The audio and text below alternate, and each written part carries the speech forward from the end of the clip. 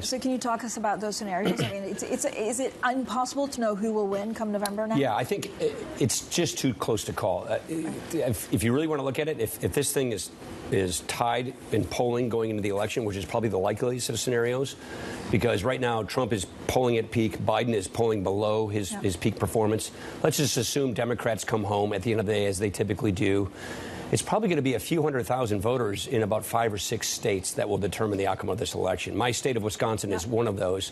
Trump won it by 25,000 votes out of 1.61 million cast in 2016, and then he lost it to Biden by 20,000 votes. It's just that close. And this is what campaigning. What makes a difference? Is it the candidates showing up, or is it big policies on the turnout, economy? Campaigning, candidates showing up, the ground game as we describe it, and getting your turnout organization going. But really, at the end of the day, it comes down to the new swing voter in America, which is a suburban, college-educated swing voter.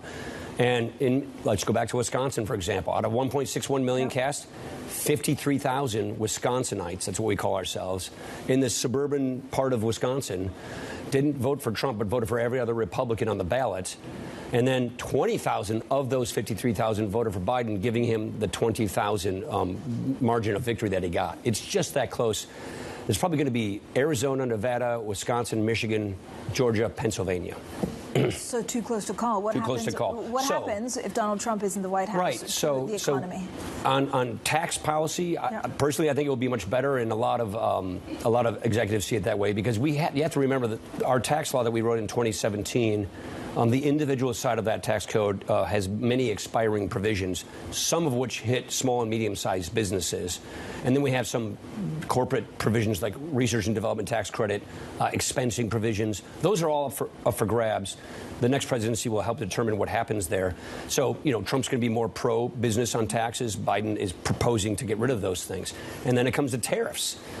Trump's proposing a lot of tariff increases. Biden hasn't reduced the Trump tariffs. He's continued those tariffs, but I don't think he's proposing a whole new range of tariffs with respect to everything but China.